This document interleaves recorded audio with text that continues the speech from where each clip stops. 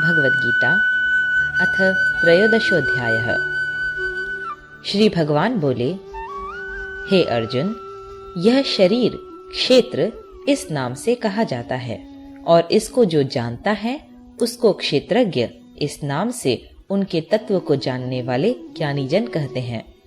हे अर्जुन, तू सब क्षेत्रों में क्षेत्रज्ञ अर्थात जीवात्मा भी मुझको ही जान और क्षेत्र क्षेत्रज्ञ को अर्थात विकार सहित प्रकृति का और पुरुष का जो तत्व से जानना है वह ज्ञान है, ऐसा मेरा मत है। वह क्षेत्र जो और जैसा है तथा जिन विकारों वाला है और जिस कारण से जो हुआ है तथा वह क्षेत्रज्ञ भी जो और जिस प्रभाव वाला है, वह सब संक्षेप में मुझसे सुन।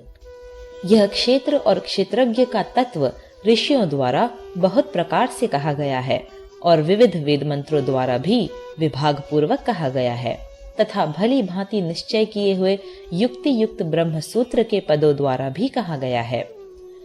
5 महाभूत, अहंकार, बुद्धि और मूल प्रकृति भी तथा 10 इंद्रियां, 1 मन और 5 इंद्रियों के विषय अर्थात शब्द, स्पर्श, रूप, रस और गंध तथा इच्छा, द्वेष, सुख, दुख, स्थूल देह का पिंड चेतना और धृति, इस प्रकार विकारों के सहित यह क्षेत्र संक्षेप में कहा गया है।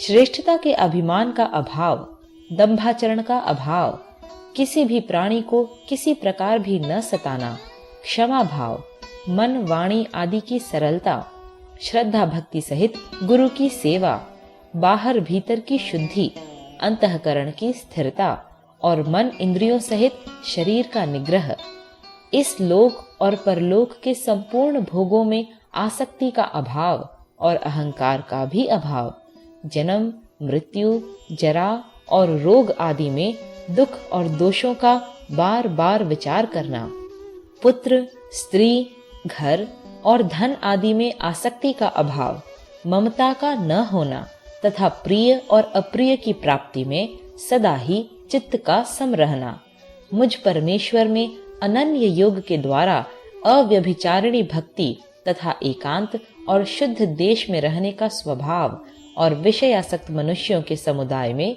प्रेम का न होना, अध्यात्म ज्ञान में नित्य स्थिति और तत्व ज्ञान के अर्थ रूप परमात्मा को ही देखना, यह सब ज्ञान है और जो इससे विपरीत है वह अज्ञान है, ऐसा कहा है।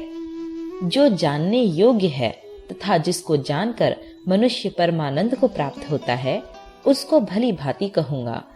वह अनादि वाला परब्रह्म न सत ही कहा जाता है न असत ही। वह सब ओर हाथ पैर वाला, सब ओर नेत्र, सिर और मुख वाला तथा सब ओर कान वाला है, क्योंकि वह संपूर्ण इंद्रियों के विषयों को जानने वाला है, परंतु वास्तव में सब इंद्रियों से रहित है तथा आसक्ति रहित होने पर भी सबका धारण पोषण करने वाला और निर्गुण होने पर भी गुणों को भोगने वाला है। वह चराचर सब भूतों के बाहर भीतर परिपूर्ण है और चर अचर भी वही है और वह सूक्ष्म होने से अविज्ञेय है तथा अति समीप में और दूर में भी स्थित वही है। वह परमात्मा विभाग रहित एक रूप से आकाश के सदृश परिपूर्ण होने पर भी चराचर संपूर्ण भूतों में विभक्त सा स्थित प्रतीत होता है तथा वह जानने योग्य परमात्मा विष्णु रूप से भूतों को धारण पोषण करने वाला और रुद्र रूप से संहार करने वाला तथा ब्रह्मा रूप से सबको उत्पन्न करने वाला है। वह परब्रह्म ज्योतियों का भी ज्योति एवं माया से अत्यंत परे कहा जाता है। वह परमात्मा बोध स्वरूप, जानने के योग्य एवं तत्व ज्ञान से प्राप्त करने योग्य है और सबके हृदय में विशेष रूप से स्थित है। इस प्रकार क्षेत्र तथा ज्ञान और जानने योग्य परमात्मा का स्वरूप संक्षेप से कहा गया। मेरा भक्त इसको तत्व से जानकर मेरे स्वरूप को प्राप्त होता है।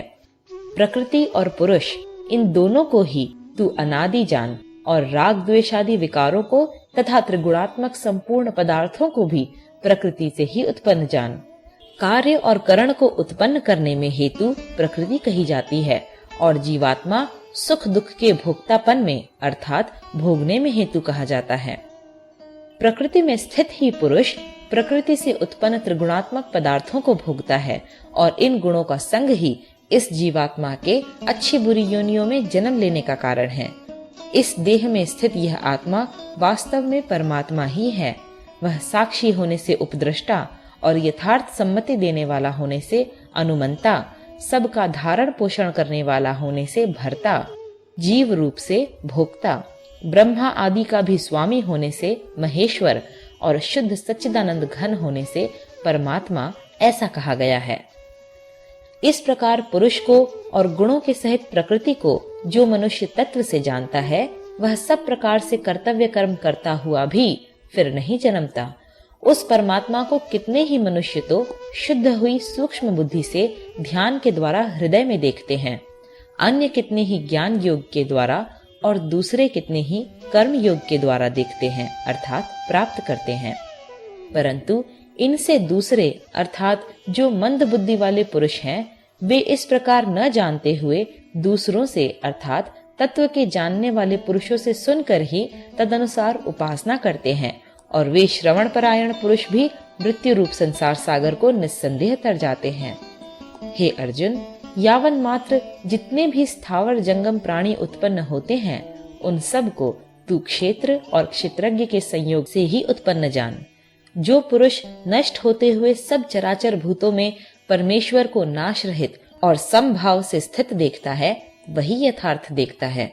क्योंकि जो पुरुष सब में समभाव से स्थित परमेश्वर को समान देखता हुआ अपने द्वारा अपने को नष्ट नहीं करता, इससे वह परम गति को प्राप्त होता है।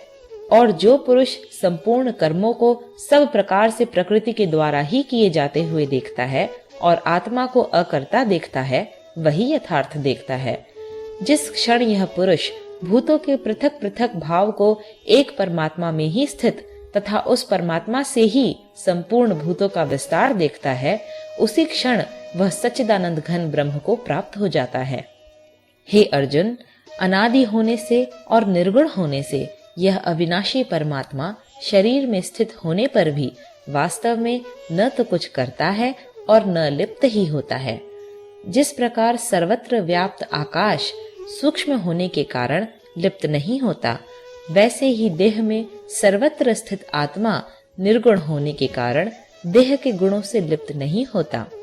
हे अर्जुन, जिस प्रकार एक ही सूर्य इस संपूर्ण ब्रह्मांड को प्रकाशित करता है, उसी प्रकार एक ही आत्मा संपूर्ण क्षेत्र को प्रकाशित करता है। इस प्रकार क्षेत्र और क्षेत्रज्ञ के भेद को तथा कार्य सहित प्रकृति से मुक्त होने को जो पुरुष ज्ञान नेत्रों द्वारा तत्व से जानते हैं, वे महात्मा जन परम ब्रह्म परमात्मा को प्राप्त होते हैं। 13 अध्याय समाप्त।